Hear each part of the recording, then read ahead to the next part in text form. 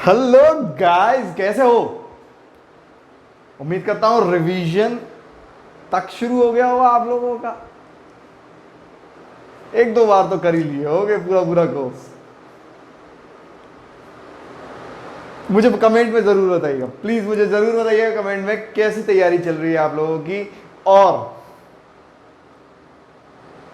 सबसे बड़ी चीज मैं आप लोगों को एक बात बता देता हूं, revision is the key to success. Revision आपको करना पड़ेगा। देखिए, बहुत लोग क्या कर रहे हैं, बहुत स्टूडेंट्स क्या कर रहे हैं, ज्यादा से ज्यादा कवर करने की कोशिश कर रहे हैं कि मैं ये भी पढ़ लूं, कोई नया वीडियो मिल गया वहां से भी ये पढ़ लूं, वहां से भी ये पढ़ लूं। याद भी रखना है, केवल पढ़ के ज्यादा से ज्यादा पढ़ के कहां लेके जाओगे? याद ही नहीं रहा तो वहां पेपर में क्या टिक मारोगे, क्या क्वेश्चन सॉल्व करोगे? तो ये बात ध्यान से रखिएगा। आप पढ़ कितना रहे हैं ये मायने नहीं रखता, आप रिवीजन कितना कर रहे हैं ये बहुत मायने रखेगा पेपर वाले दिन, कि आप कैसा परफॉर्म करने वाले हैं। याद रखिए, चीजें वही आएंगी जो आपने पढ़ी हुई है, विश्वास मानिए कुछ भी नया नहीं आएगा। बट बात यह है कि वो आपको याद नहीं रहेगा, आप कंफ्यूज हो जाएंगे। आप प्रेशर बहुत ले रहे हैं इस समय, प्रेशर मत लीजिए, इतना प्रेशर मत लीजिए। जो तैयारी हो रही है उसके रिवीजन पे बहुत ध्यान दीजिए। याद रखिए, रिवीजन बहुत ज़्यादा मस्ट है। आपने यूथ की जो बुक है टेक्नीशियन की, प्रीवियस ईयर पेपर की, वो लगा ली होगी कम से कम 2-3 बार, और बिना देखे। और मैं हमेशा कहता हूं कि आप टेस्ट ज़रूर दीजिए, आप टेस्ट ज़रूर दीजिए, क्योंकि वो टेस्ट आपको सेम सिनेरियो में लेके जाता है। वही प्रेशर, वही टाइम का लिमिट, वही सब कुछ। ठीक है, तो टेस्ट आप ज़रूर दीजिए। जिसको टेस्ट देना हो वो टेस्ट सीरीज के लिए लिंक दिया हुआ है डिस्क्रिप्शन बॉक्स में, देख सकता है, व्हाट्सएप कर सकता है, पूछ सकता है टेस्ट सीरीज के लिए। क्लियर है इतना पॉइंट? चलिए शुरू करते हैं। आज हम क्या करने वाले हैं, बेसिक मैग्नेट। और पूरे सारे शिफ्ट के क्वेश्चन आपको बेसिक मैग्नेट के इस पेपर में, इस वीडियो में मिल जाएंगे। याद रखिए, टॉपिक वाइज वीडियो बनाने का मतलब यही है कि आपके एक एक वीडियो आप देखते चलें और टॉपिक वाइज कवर करते चलें। क्लियर है इतना पॉइंट? अब आप देख रहे हैं बेसिक मैग्नेट के, हम लोग इस वीडियो में करेंगे 28 क्वेश्चंस। 28 क्वेश्चंस हैं पूरे के पूरे, चारों शिफ्ट से मिला के 28 क्वेश्चन है। चारों शिफ्ट माने 150 इंटू 4, 150 इंटू 4 माने 600 क्वेश्चन। 600 क्वेश्चन में 28 क्वेश्चन बेसिक मैग्नेट से आए हैं। और ये सारे क्वेश्चन डिस्क्रिप्शन बॉक्स में लिंक है। वर्कबुक हम लोगों की बनी हुई है, TG2 की, UPPCL की टॉपिक वाइज वर्कबुक बनी है, जो कि प्रीवियस ईयर पेपर से हम लोगों ने बनाई है। तो सारे क्वेश्चंस जो मैं यहां से कराऊंगा वो वर्कबुक के ही होंगे, वो क्वेश्चन वर्कबुक के ही होंगे। और वो वर्कबुक टॉपिक वाइज बनाई गई है, आप ही लोगों के लिए बनाई गई है। सहूलियत होती है टॉपिक वाइज चीज़ों को सॉल्व करने के लिए। चलिए, तो आज हम 28 क्वेश्चन सॉल्व करने वाले हैं इस वीडियो में। आप लोग पूरा वीडियो देखिएगा। एक क्वेश्चन से जुड़ी हुई 4 बातें बताता हूं जो कि आ सकते हैं पेपर में, इसीलिए आप पूरा वीडियो शुरू से अंत तक देखिएगा। क्लियर है? चलिए, पहला क्वेश्चन हम लोग शुरू करते हैं। तो देखते हैं अपना पहला क्वेश्चन। आप लोग अपनी स्क्रीन पर देख रहे होंगे पहला क्वेश्चन। निम्नलिखित में से विषम चुंबकीय सामग्रियों के उदाहरण हैं। विषम चुंबकीय, अब देखिए 3 टाइप के पदार्थ होते हैं, 3 टाइप के पदार्थ होते हैं। मैंने हमेशा आप लोगों को ये टॉपिक इंपॉर्टेंट बताया है। डायामैग्नेट, पैरामैग्नेट और फेरोमैग्नेट, जो सबसे मोस्ट इंपॉर्टेंट होते हैं, वो 3 टाइप के पदार्थ होते हैं। याद रखिए। अब ये जो 3 टाइप के पदार्थ होते हैं, आप देखिए डाया, पैरा और फेरो। डाया को बोलते हैं विषम चुंबकीय, विचुंबकीय भी बोलते हैं। पैरामैग्नेट को अनुचुंबकीय भी बोलते हैं। क्लियर है? थोड़ा सा हिंदी का हो सकता है ऊपर नीचे।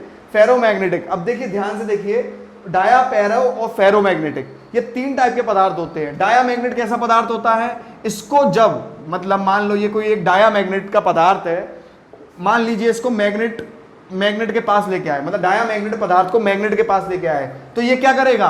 रिपल्शन फोर्स लगाएगा। मतलब कि ये क्या लगाएगा? रिपल्शन फोर्स लगाएगा, प्रतिकर्षण बल लगाएगा। मतलब ये दूर भागेगा यार। हाँ, दूर भागते हो कि नहीं? ये मैग्नेट है, ये डायामैग्नेटिक पदार्थ है, दूर भागेंगे ये।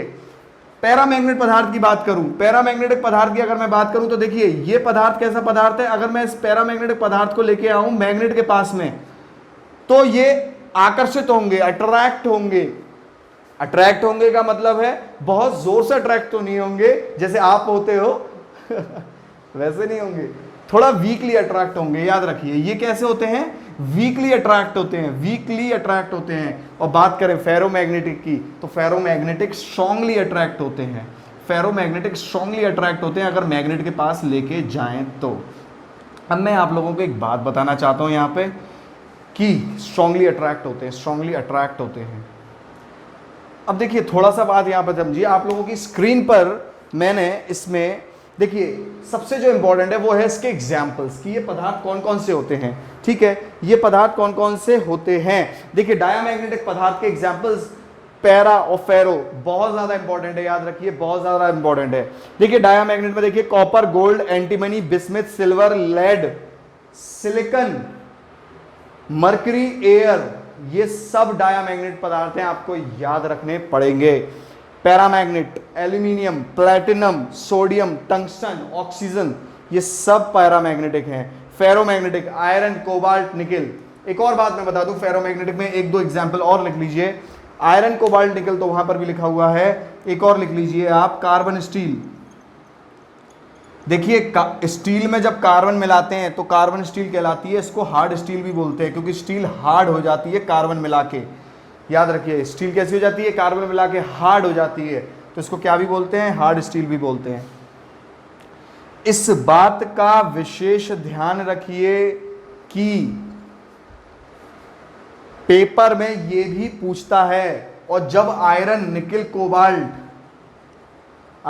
कोबाल्ट पेपर में दिया हो और साथ में ये दिया हो तो प्राथमिकता इसको दी जाएगी। विश्वास मानिए ये पेपर में पूछा जाता है, प्राथमिकता इसको दी जाएगी। चलिए अब हम लोग अपने नेक्स्ट क्वेश्चन पे चलते हैं।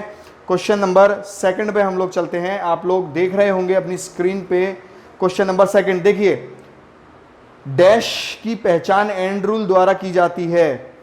डैश की पहचान, अच्छा मैं इसका ऑप्शन दे देता हूं, पहले वाले का ऑप्शन मैं नहीं दे पाया आंसर का। फर्स्ट का आंसर का ऑप्शन क्या था? Delhi is the right answer, Delhi is the right answer. चलिए सेकंड नंबर क्वेश्चन देखिए। अब देखिए सेकंड क्वेश्चन आप लोग अपनी स्क्रीन पर देख रहे होंगे कि डैश की पहचान एंड्रूल द्वारा की जाती है। देखिए बड़े ध्यान से, अगर हमें नॉर्थ पोल पता करना है, अगर हमें साउथ पोल पता करना है, इसी की पहचान होती है एंड्रूल से, याद रखिए। मतलब अगर आप देखें, आपने बुक में मोस्टली ऐसे देखा होगा, अगर आप कंफ्यूज ना हो तो बुक में आप लोगों ने इस तरीके से देखा होगा। ठीक है, इस तरीके से देखा होगा आपने बुक में। तो क्या होता है, क्या होता है, आप खुद देखिए क्या होता है चीज़ें, कि आपने ऐसे देखा होगा, नहीं तो इस तरीके से देखा होगा। ये पर साउथ पोल अगर बन रहा है कहीं पे, मतलब नॉर्थ पोल बन रहा है या साउथ पोल बन रहा है, तो जो ये डायरेक्शन होते हैं एंटी, ये जैसे ये क्लॉकवाइज डायरेक्शन हो गया, ये एंटी क्लॉकवाइज डायरेक्शन हो गया, ये एंटी क्लॉकवाइज डायरेक्शन हो गया, ये क्लॉकवाइज डायरेक्शन हो गया। तो मतलब जहां पर नॉर्थ पोल बनते हैं और जहां पर साउथ पोल बनते हैं, वहां पर करंट की डायरेक्शन बताता है ये। मतलब करंट की डायरेक्शन यदि एंटी क्लॉकवाइज है तो वो पोल वहां पर जो ध्रुव बन रहा होगा वो नॉर्थ बन रहा होगा। अगर करंट की डायरेक्शन क्लॉकवाइज है तो वहां पर जो ध्रुव बन रहा होगा वो साउथ बन रहा होगा। तो आपका इसका मतलब क्या हुआ, एंड्रूल क्या दर्शाता है? यही तो एंड्रूल है, एंड्रूल कुछ और थोड़ी है, यही एंड्रूल है भाई, एंड्रूल यही है। तो ये क्या दर्शा रहा है? कहीं ना कहीं ध्रुव को दर्शा रहा है। तो आप लोग अपने ऑप्शन देखिए, Bombay is the right answer, Bombay is the right answer.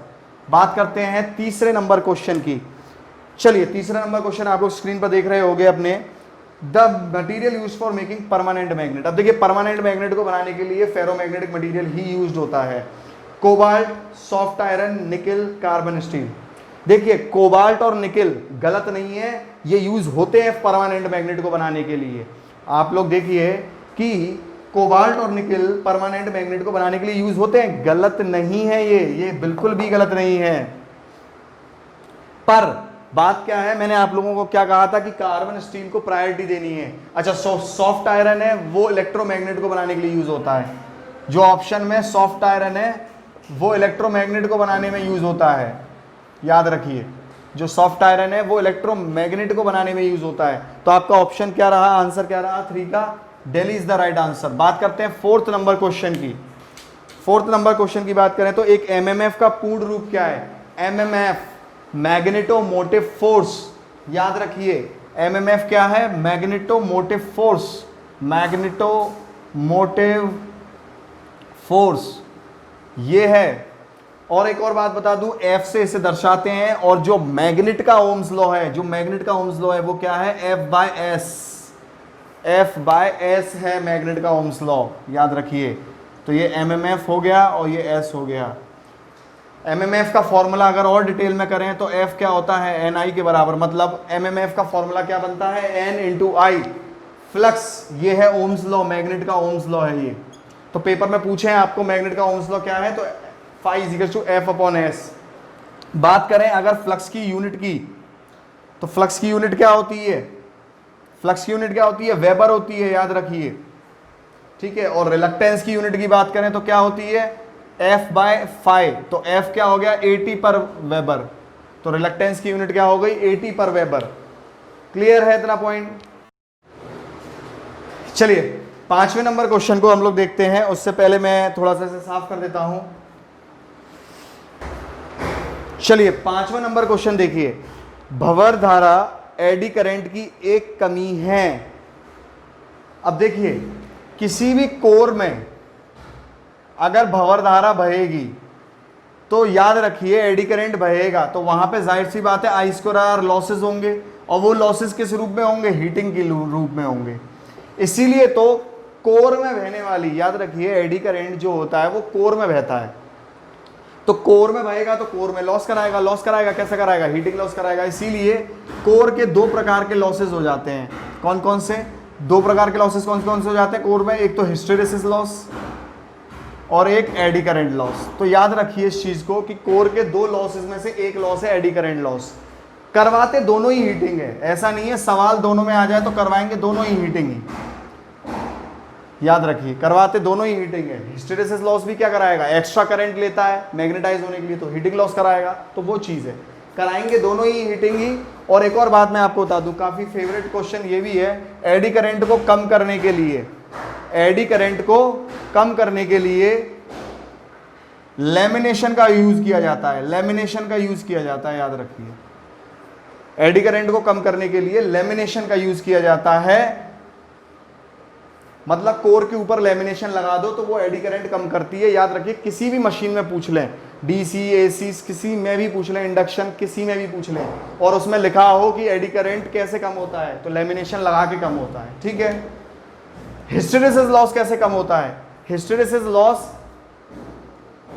पहले से मटेरियल के चुनाव को करने से कम होता है, मतलब हिस्टेरेसिस लॉस बाद में कम नहीं करेगा। एक बार चिड़िया चिग गई खेत, वो वाला हिसाब है, ठीक है। अब पछताए होत क्या, तो मतलब आपको शुरुआत में ऐसा मटेरियल लेना पड़ेगा जो हिस्टेरेसिस लॉस नहीं करता हो। जैसे कई मटेरियल होते हैं जो हिस्टेरेसिस लॉस नहीं करते हैं, क्या उन कौन से होते हैं? मतलब कम से कम करते हैं, जैसे सॉफ्ट आयरन हो गया, ठीक है, CRGO वगैरह हो गया, सिलिकॉन स्टील हो गया, ये सब क्या करते हैं, मतलब इनके जो वो हैं हिस्टेरेसिस लॉसेज हैं वो कम हैं। पर बात ये भी आ जाती है कि जब परमानेंट मैग्नेट बनाते हैं तो हिस्टेरेसिस लॉस हो जाते हैं, क्योंकि इसका हिस्टेरेसिस लूप बहुत बड़ा बनता है। क्लियर है इतना पॉइंट? खैर चलिए हम लोग सवाल को करते हैं। भंवर धारा की एक कमी क्या है? वाइंडिंग में हीटिंग पैदा करना, मतलब 5वें नंबर क्वेश्चन का ए आंसर है। बात करते हैं टोरॉइड। हाँ, टोरॉइड, टोरॉइड जानते क्या होता है? बहुत प्यारा क्वेश्चन है टोरॉइड का जो क्वेश्चन है ये। मैं इसे मिटा देता हूँ डायामैग्नेट को। देखिए ये सोलेनॉइड है, ये सोलेनॉइड है। सोलेनॉइड को ही घुमा के जब गोल कर दिया जाता है तो वो टोरॉइड बन जाती है। तो याद रखिए सोलेनॉइड को ही गोल घुमा के जब जोड़ दिया जाता है, कनेक्ट कर दिया जाता है, तो वो टोरॉइड बन जाती है। तो 6th नंबर क्वेश्चन की अगर मैं बात करूं, और आप लोग अपने सामने देख रहे हैं, तो टोरॉइड एक क्या है? सीधा तार नहीं है, तार की कुंडली तो है ही है, पर कुंडलीकृत कॉइल है। क्लियर है इतना बात? कुंडलीकृत कॉइल है, लूप्ड वायर नहीं है, खाली लूप्ड वायर नहीं है। जब सोलेनॉइड को हम एक सर्किल की फॉर्म में कर देते हैं, ऐसे को बोलते हैं टोरॉइड। ऑप्शन क्या बन रहा है देखिए स्क्रीन पे आप लोग, सी इज द राइट आंसर। चलिए करते हैं 7th नंबर क्वेश्चन की बात करते हैं। मैग्नेटिक फ्लक्स की यूनिट क्या है? वेबर, मैंने अभी बताया था आपको, C is the right answer. 8th number question देख लीजिए आप लोग। हाई स्पीड इस्पात में कार्बन का प्रतिशत होता है, अब बहुत प्यारा क्वेश्चन है ये, बहुत अच्छा क्वेश्चन है ये। देखते हैं कि हाई स्पीड स्टील में कार्बन कितना प्रतिशत होता है। अब देखिए बड़े ही ध्यान से, high speed steel, high speed steel की बात करें तो 18%, 4%, 1% और 0.5 से 0.8%, ये देखिए ये होता है कार्बन कंटेंट। मतलब कार्बन कितना होता है, 0.5 से 0.8%। तो क्वेश्चन हमारा क्या है, हाई स्पीड इस्पात में कार्बन का प्रतिशत डैश होता है। देखिए ए इज द राइट आंसर, 0.75 से ए का ऑप्शन लगेगा। अब ध्यान से इस बात को सुनिए, 18% टंगस्टन होता है, 4% क्रोमियम होता है, क्लियर है। पर आप लोगों का आंसर क्या बनता है यहाँ पे, 8th का आंसर बनता है ए, 8th का आंसर बनता है ए, और 1% वेनेडियम होता है, ठीक है। तो ये आपका हाई स्पीड स्टील का कंटेंट। इसमें जो मोस्टली सवाल आता है यार, याद रखिए, वो यही आता है कार्बन कंटेंट को लेके कि कार्बन कंटेंट कितना है। तो 0.5 से 0.8% is the carbon content of high speed steel. चलिए बात करते हैं 9th नंबर क्वेश्चन की।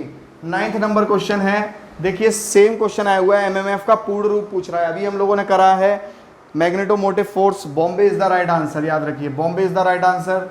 10th नंबर क्वेश्चन हम लोग देख लेते हैं, फ्लेमिंग का दाएं हाथ का नियम क्या दर्शाता है। अब देखिए फ्लेमिंग का, देखिए हाथ का इस्तेमाल मैंने आप लोगों को बताया है, क्रैश कोर्स में भी वीडियो बनाई थी हाथ के इस्तेमाल को लेके, और फुल कोर्स में तो हम बात करते ही करते हैं। फ्लेमिंग ने अपने हाथ का जो इस्तेमाल किया था, दो हाथ का इस्तेमाल, दोनों हाथ का इस्तेमाल करता था, ये आप ही की तरह था ये, ठीक है। तो ये राइट हैंड का भी इस्तेमाल करता था और लेफ्ट हैंड का भी इस्तेमाल करता था, ठीक है, दोनों हाथ का इस्तेमाल करता था। राइट हैंड का इस्तेमाल किसके लिए करता था, जनरेटर में ईएमएफ पता करने के लिए, और लेफ्ट हैंड का इस्तेमाल किसके लिए करता था, मोटर की रोटेशन की डायरेक्शन पता करने के लिए। किसके लिए, मोटर की रोटेशन की डायरेक्शन इस्तेमाल करने के लिए, रोटेशन की डायरेक्शन पता करने के लिए। तो याद रखिए कि ये भी आप लोगों की तरह ही है, बेचारा दोनों हाथ का इस्तेमाल करता था। कैसे याद रखना है, मैंने आप लोगों को एक कई बार शॉर्टकट बताया है कि सीधे राइट हैंड, हमारे घर की फैमिली में जो हमारे घर के राइट हैंड होते हैं, जो फैमिली होते हैं, वो हमारे पिताजी होते हैं और वो ही हमारे जनरेटर होते हैं। मतलब फैमिली के जो राइट हैंड होते हैं, जो फैमिली के राइट हैंड होते हैं, वो हमारे पिताजी होते हैं और पिताजी हमारे जनरेटर होते हैं। तो राइट हैंड जनरेटर में इस्तेमाल होगा, तो जाहिर सी बात है लेफ्ट हैंड कहाँ इस्तेमाल होगा, मोटर में इस्तेमाल होगा। इस बात का ध्यान रखिएगा। तो वो पूछ रहा है दाएं हाथ का नियम क्या दर्शाता है, प्रेरित ईएमएफ की दिशा, ठीक है। Bombay is the right answer. तो 10th का आंसर क्या हो गया, बॉम्बे। चलिए मैं मिटा देता हूँ थोड़ा सा इसको।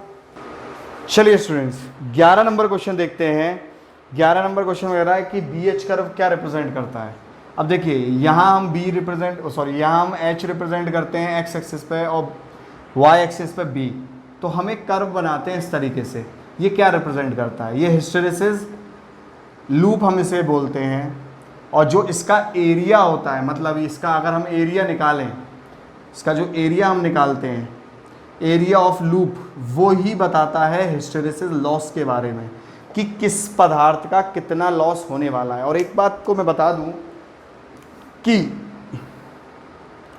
हर मटेरियल का अलग बनेगा, आयरन का अलग बनेगा, सॉफ्ट आयरन का अलग बनेगा, CRGO का अलग बनेगा, एक्सेट्रा एक्सेट्रा। जितने मटेरियल होंगे सबके BH लूप अलग बनेंगे।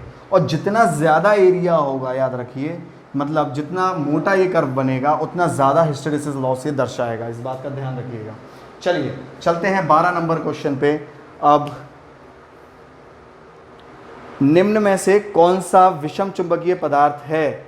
अब देखिए फिर से ये क्वेश्चन पूछा गया। मैंने आप लोगों को कितना बताया कि ये इंपॉर्टेंट है, आप लोग जाके देखिए। मैंने पहले नंबर क्वेश्चन ही यही था बेसिक मैग्नेट का।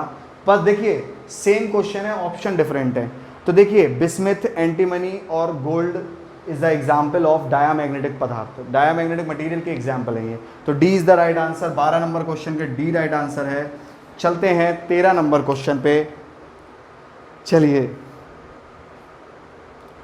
Cork screw rule indicates. अब देखिए कॉर्क स्क्रू रूल क्या होता है। Cork screw rule cork screw rule होता है,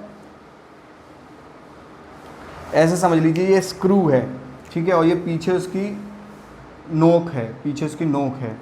हम स्क्रू रूल को यूँ करके स्क्रू को कसते हैं, मान लीजिए हम स्क्रू को यूँ करके कस रहे हैं, तो जो कसते हैं वो कसने वाली दिशा क्या बताती है? मैग्नेटिक फील्ड की दिशा। क्या बताती है? मैग्नेटिक लाइंस की दिशा। अब आप खुद देखिए, मतलब राइट हैंड रूल जैसा ही है, कॉर्क स्क्रू रूल अलग नहीं बनता, राइट हैंड रूल जैसा ही है। मतलब जो जहां आप कस रहे हो वो मान लो करंट की दिशा, मतलब करंट अंदर जा रहा है, तो ये उंगलियां क्या दर्शाती हैं? या वो दिशा, मतलब जहां पर पेच घूम रहा है वो क्या दर्शाएगा? अब आप ये पेच मानिए, तो पेच जहां घूम रहा है ये दिशा बताती है magnetic lines of force, magnetic line of force, मतलब चुंबकीय रेखाओं की दिशा, चुंबकीय रेखाओं की दिशा बताती है, मैग्नेटिक लाइन्स ऑफ फोर्स बताती है। तो ये क्या होगा? Bombay is the right answer ना, Bombay is the right answer. बात करते हैं 14 नंबर क्वेश्चन की। देखिए 14 नंबर क्वेश्चन आप लोग देख सकते हैं स्क्रीन पे। Curie point is the temperature above which ferromagnetic material becomes. बड़ा प्यारा क्वेश्चन है, मैंने आप लोगों को लेक्चर में भी बताया था, जब मैंने क्रैश कोर्स लिया था तब भी बताया था, और वैसे भी बताता ही हूँ मैं आप लोगों को, फुल कोर्स में तो बताया ही है कि क्यूरी तापमान वो तापमान है, क्यूरी तापमान वो तापमान है जिस पर फेरोमैग्नेटिक पदार्थ पैरामैग्नेट में कन्वर्ट हो जाता है। और फेरोमैग्नेट क्या है? अपने आप में एक स्ट्रॉन्ग चुंबक है, स्ट्रॉन्ग मैग्नेट है, और पैरामैग्नेटिक क्या है? अपने आप में एक वीक मैग्नेट है। तो याद रखिएगा ये चीज, स्ट्रॉन्ग मैग्नेट से बन जाता है वीक मैग्नेट क्यूरी टेम्परेचर पर। अब देखो जेई के पेपर में, यूपीपीसीएल जेई के पेपर में पूछा गया था, इसी बार के पेपर में पूछा गया था कि पैरामैग्नेट को हीट करेंगे तो क्या होगा। तो याद रखिए वो कोई मैग्नेट नहीं रह जाएगा, वो एक सिंपल पदार्थ बन के रह जाएगी, नो मैग्नेट, कोई मैग्नेट नहीं बनेगा वो, याद रखिए। चलिए 15 नंबर क्वेश्चन देखते हैं। Curie point, sorry 15 number question, अच्छा इसका आंसर क्या हुआ? इसका आंसर क्या हुआ? इसका आंसर हो गया आपका सी। 14th नंबर क्वेश्चन का आंसर हो गया सी। चलिए बात करते हैं 15th क्वेश्चन की। 15th नंबर क्वेश्चन आप लोग देख सकते हैं स्क्रीन पे, एंटीमनी डैश का उदाहरण है। फिर से बात आ रही है, देखिए फिर से बात आ रही है कि एंटीमनी किसका उदाहरण है। आप लोग देखिए एंटीमनी डायामैग्नेट का उदाहरण है। एंटीमनी किसका उदाहरण है? ऑप्शन देखिए, डायामैग्नेट का उदाहरण है। अब इसमें डायामैग्नेट की मैं अगर बात करूं तो अनुचुंबकीय is the right answer, Bombay is the right answer. देखिए बार बार मैं बोल रहा हूं, वो एग्जाम्पल्स बहुत इंपॉर्टेंट है, याद कर लीजिए बुरी तरीके से, ठीक है। चलिए अगला क्वेश्चन पे चलते हैं। Direction of force experienced bye conductor, current carry conductor placed in magnetic field is given by. अब देखिए मैंने अभी बताया था फ्लेमिंग के दोनों हाथ का इस्तेमाल, तो फ्लेमिंग का लेफ्ट हैंड रूल क्या बताता है? देखिए क्वेश्चन में क्या लिखा है कि बल की दिशा, direction of force experience by current carrying conductor, मतलब किसी बल की दिशा जो कोई करंट कैरिंग कंडक्टर एक्सपीरियंस कर रहा हो वो किससे ज्ञात होता है? बल की दिशा। बल की दिशा माने रोटर के घूमने की दिशा, मोटर के घूमने की दिशा, रोटर के घूमने की दिशा। अरे रोटर जिस दिशा में घूमेगा मोटर भी तो उसी दिशा में घूमेगी, तो वो किससे पता चलेगा? किससे पता चलेगा? वो आपका फ्लेमिंग का लेफ्ट हैंड रूल, मैंने अभी बताया है जस्ट आपको इससे पहले, तो B is the right answer, ठीक है। 17 नंबर क्वेश्चन देखते हैं हम लोग। चलिए 17 नंबर क्वेश्चन हम लोग देखते हैं।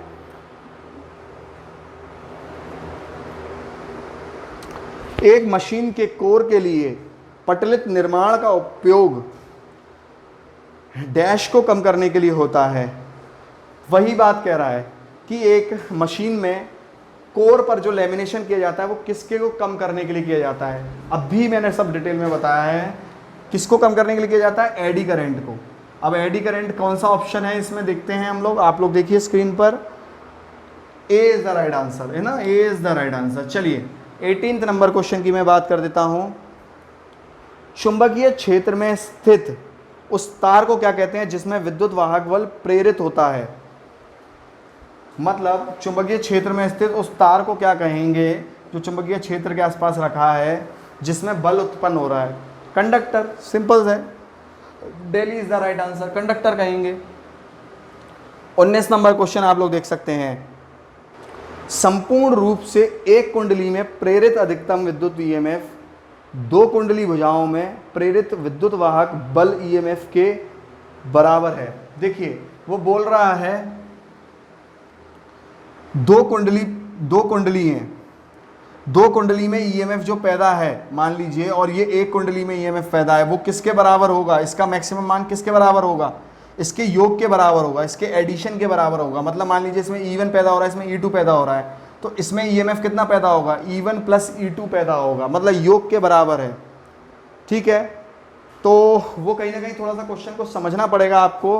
वो दूसरी कुंडली में अधिकतम जो वाइंडिंग में ईएमएफ पैदा हो रहा है दो कुंडलियों के द्वारा, एक कुंडली मान लो E1 कर रही है, एक कुंडली E2 कर रही है, तो वो किसके बराबर होगा, पूरा का पूरा योग के बराबर होगा। याद रखिए E1 प्लस E2 होगा, उन दोनों के योग के बराबर होगा। Bombay is the right answer, Bombay is the right answer. 20 number question देखते हैं। चलिए 20 नंबर क्वेश्चन आप लोग अपनी स्क्रीन पर देख रहे होंगे। वो बुक क्या बोल रहा है, देखिए कि किसी एक टू फेज वाइंडिंग से एक दो कला फेज आपूर्ति को दो कला फेज स्टेटर कुंडली से जोड़ा जाए। अब देखिए टू फेज वाइंडिंग कैसी होती है, 90 डिग्री फेज डिस्प्लेसमेंट के साथ, यही होती है टू फेज वाइंडिंग। अब वो कह रहा है कि इसको टू फेज सप्लाई से जोड़ दिया जाए। चलो साहब टू फेज सप्लाई से जोड़ दिया, ये लो टू फेज सप्लाई से जोड़ दिया, ठीक है, ये टू फेज सप्लाई से जोड़ दिया। अब वो कह रहा है कि किस तरीके की मैग्नेटिक फील्ड पैदा होगी। बहुत प्यारा क्वेश्चन है, बहुत प्यारा क्वेश्चन है। याद रखिए रोटेटिंग मैग्नेटिक फील्ड पैदा होगी, घूर्णन चुंबकीय क्षेत्र पैदा होगा। याद रखिए टू फेज सप्लाई को टू फेज वाइंडिंग से और थ्री फेज सप्लाई को थ्री फेज सप्लाई को थ्री फेज वाइंडिंग से जोड़ा जाए। इन दोनों ही केस में रोटेटिंग मैग्नेटिक फील्ड पैदा होती है, घूर्णन चुंबकीय क्षेत्र पैदा होता है। याद रखिए जब सिंगल फेज सप्लाई को जोड़ा जाता है सिंगल फेज वाइंडिंग से जोड़ा जाता है, तब जाके पल्सेटिंग मैग्नेटिक फील्ड पैदा होती है, तब जाके पल्सेटिंग मैग्नेटिक फील्ड पैदा होती है। तो ये क्वेश्चन याद रखिए, इसके साथ साथ ये भी चीजें दिमाग में रखिए। ए इज द राइट आंसर। ठीक है, क्या आंसर रहेगा, देखिए आप लोग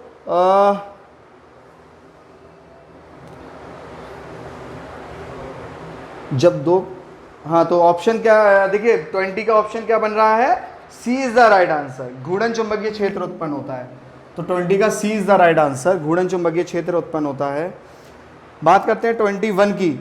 मशीन के कोर में डैश को कम करने के लिए पटलन लेमिनेशन का इस्तेमाल किया जाता है।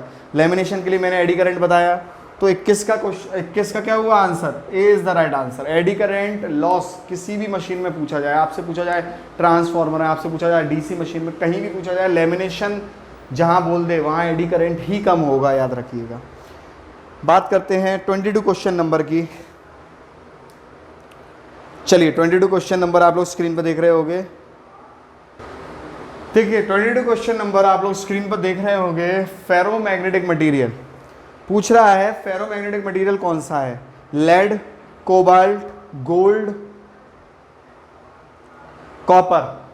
अब देखिए गोल्ड और कॉपर डायामैग्नेट है, 50 बार बताया। देखिए आप खुद देखो, अब आप लोग जो इस समय देख रहे होंगे, मैंने आप खुद देखिए कि हर शिफ्ट में एग्जाम्पल को लेके सवाल आया है, हर शिफ्ट में एग्जाम्पल को लेके सवाल आया है। देखिए अलग अलग बार पूछा है एग्जाम्पल को लेके। तो कोबाल्ट किसका एग्जाम्पल है, फेरोमैग्नेट का एग्जाम्पल है, याद रखिए। तो B Bombay is the right answer. 23 question number देखते हैं। चलिए, एक अनुचुंबकीय सामग्री के लिए आपेक्षिक चुंबकशीलता का मान होता है। यार बहुत बहुत बहुत बहुत बहुत बहुत क्या है, इंपॉर्टेंट है ये। आप लोग क्रैश कोर्स में जाके देखिएगा, मैंने ये बताया है, ये लिखवाया है मैग्नेट वाले लेक्चर में कि परमिएबिलिटी का मान क्या होता है डाया में, पैरा में और फेरो में। क्या कह रहा हूँ, चुंबकशीलता का मान क्या होता है डाया में, पैरा में, फेरो में। और देखिए वही सवाल यहाँ आया हुआ है। अब देखिए आपेक्षिक चुंबकशीलता का मान कह रहा है अनुचुंबकीय में, पैरामैग्नेट में कह रहा है, पैरामैग्नेट में परमिएबिलिटी का मान कह रहा है 1 से थोड़ा ज़्यादा होता है। याद रखिए ये पेपर में बहुत पूछता है, पैरा में 1 से थोड़ा ज़्यादा होता है, फेरो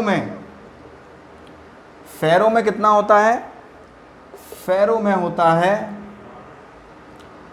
एक से कहीं ज्यादा, लार्जर देन द वन।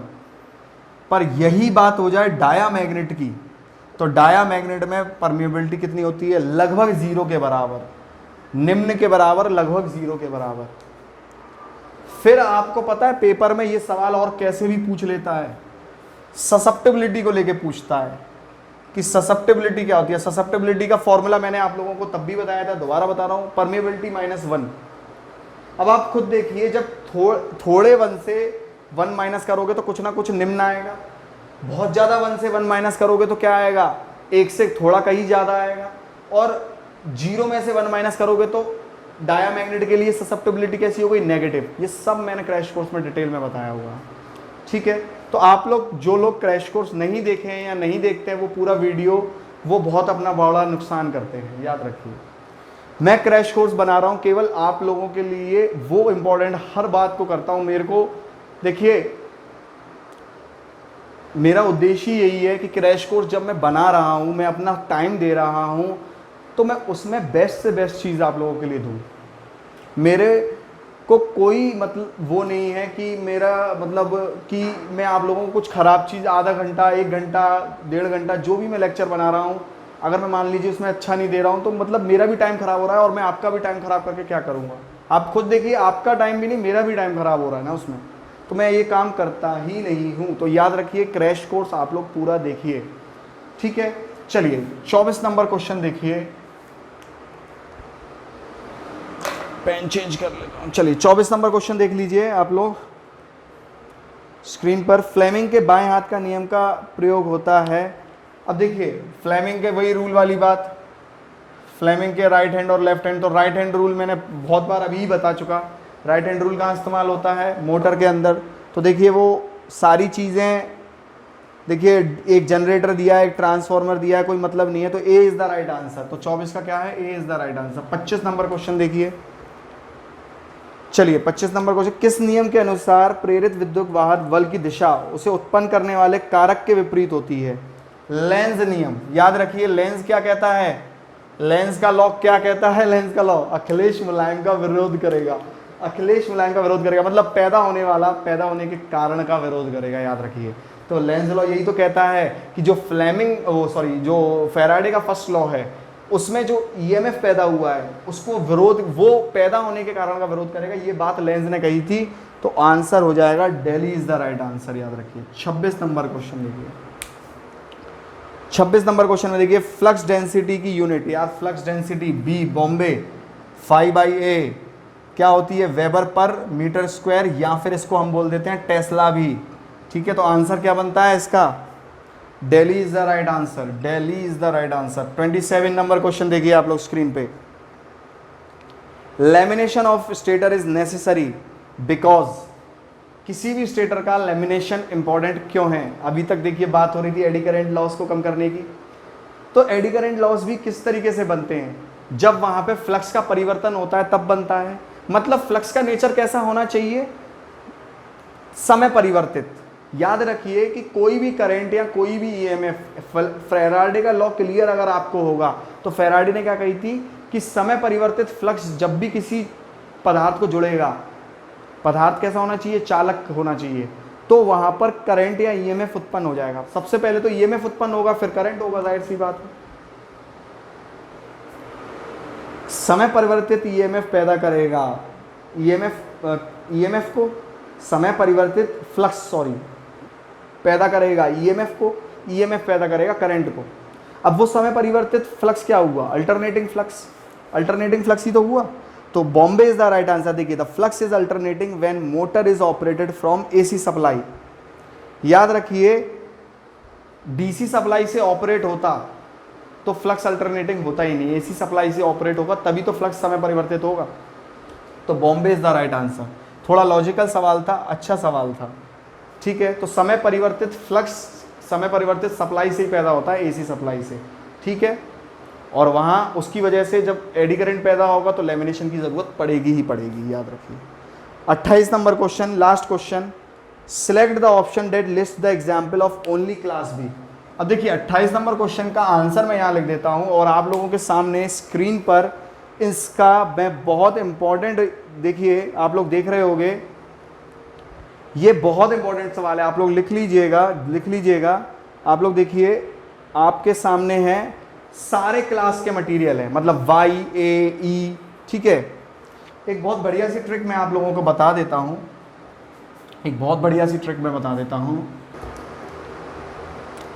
देखिए आप लोगों को इसको याद करने के लिए आप स्क्रीन पर देख रहे होंगे वाई ए ई का बॉयफ्रेंड हाई कोर्ट गया। ये एक शॉर्टकट मैंने आप लोगों के लिए लेके आया हूँ, वाई ए ई का बॉयफ्रेंड हाई कोर्ट गया, ठीक है।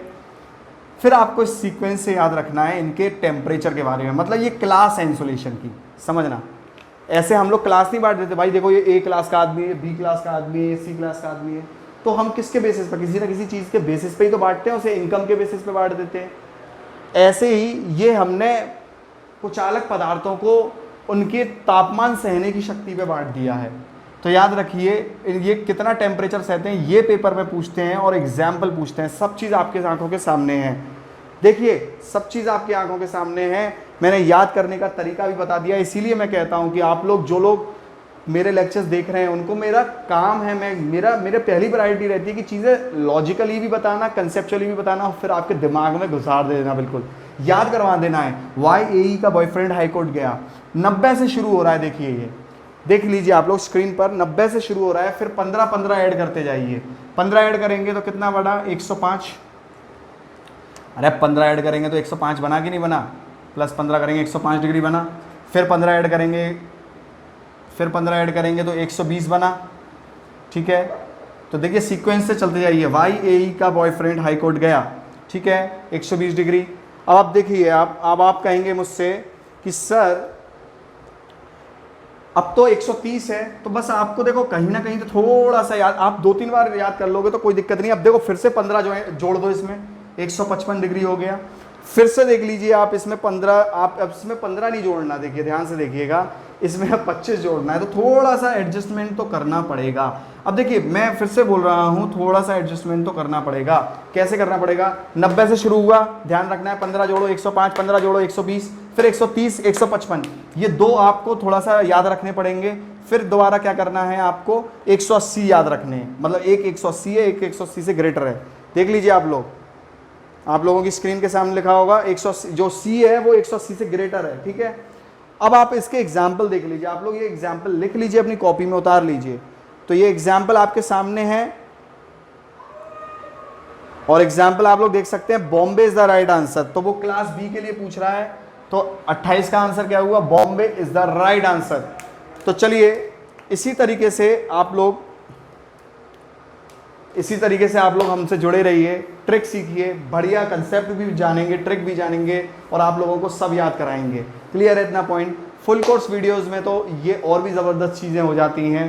तो मिलते हैं हम लोग अपने नेक्स्ट लेक्चर में, जो कि होगा डीसी मशीन के ऊपर, जो उसका सोल्यूशन हम लोग करेंगे यूपीपीसीएल के पेपर का ही।